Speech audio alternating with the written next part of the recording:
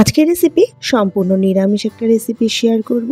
মোচা খেতে আমরা কম বেশি সবাই কিন্তু ভালোবাসি, আর তাও যদি হয় গর্ভ মোচার যে কলাগুলো হয় সেই কলার তরকারি, তাহলে তো কোনো কথাই নেই।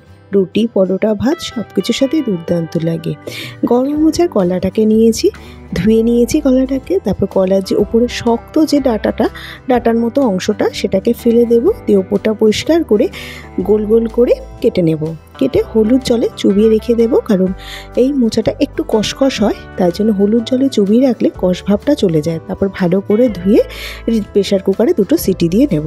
এদিকে কাবলি ছোলাটাও আগের দিন রাত্রে ভিজিয়ে রেখে কাবলি ছোলাটাকে 2টো সিটি দিয়ে বেশ নরম করে সেদ্ধ করে নিয়েছি। এদিকে গরম মোচার যে কলাটা সেটাও প্রেশার কুকারে সিটি দিয়ে গোটা গোটা থাকবে, কিন্তু হাত দিয়ে ভেঙে যাবে, ঠিক সেই অবস্থায় সিটিটা দিয়ে নিয়েছি। এখানে আমি 2টো সিটি দিয়েছি। কড়াইতে সর্ষের তেল দিয়ে তেলটা গরম করে নিয়ে আলুটা ভেজে নিয়েছি।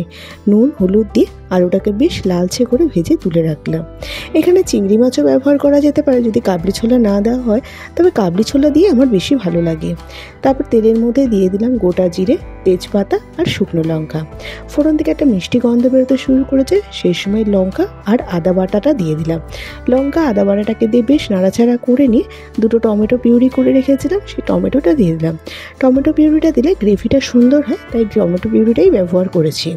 তারপরে দিয়ে দিয়েছি বেসিক কিছু মশলা, জিরে গুঁড়ো, নুন, হলুদ গুঁড়ো, কাশ্মীরি লাল লঙ্কার গুঁড়ো আর ধনে গুঁড়ো। সমস্ত উপকরণকে সামান্য জল দিয়ে মশলাটাকে কষিয়ে নেব। জল দিয়ে কষালে মশলাটা পুড়ে যাওয়ার সম্ভাবনাটা অনেকটাই কম থাকে, তাই জল দিয়ে মশলাটা কষানোর চেষ্টা করবেন। মশলাটাকে বেশ সুন্দর করে কষিয়ে নিয়ে আগে থেকে সেদ্ধ করে রাখা মোচাটাকে দিয়ে দিলাম। মোচাটা দিয়ে গ্যাসের ফ্লেমটা লোতে রেখে 3-4 মিনিট ভালো করে কষিয়ে নিচ্ছি।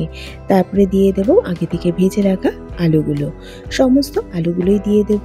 এই গরম মোচার কলার তরকারিটা কিন্তু অপূর্ব লাগে, রুটি পরোটার সাথেও কিন্তু দুর্দান্ত লাগে। একবার বানিয়ে দেখতে পারেন। আলুটাকে দিয়ে 4-5 মিনিট কষিয়ে নেওয়ার পর ঢাকা দিয়ে রেখে দেবো আরও 3-4 মিনিটের জন্য। 3-4 মিনিট পর ঢাকাটা খুলে নিলাম। আবারও সমস্ত কিছুকে ভালো করে নাড়াচাড়া করে নিয়ে যে কাবলি ছোলাগুলো আগে সেদ্ধ করে রেখেছিলাম সেই কাবলি ছোলাটা দিয়ে দেবো। কাবলি ছোলাটাকে দিয়েও নাড়াচাড়া করে নেব 4-5 মিনিট সময় ধরে। তারপরে দিয়ে দেবো গ্রেভির জন্য উষ্ণ গরম জল।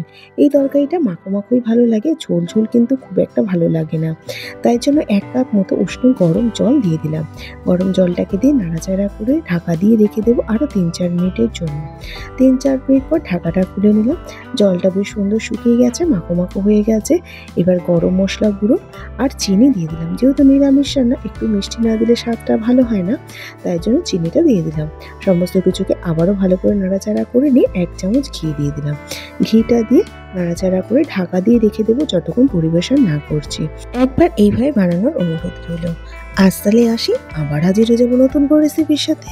ভালো থাকবেন, সুস্থ থাকবেন, ধন্যবাদ।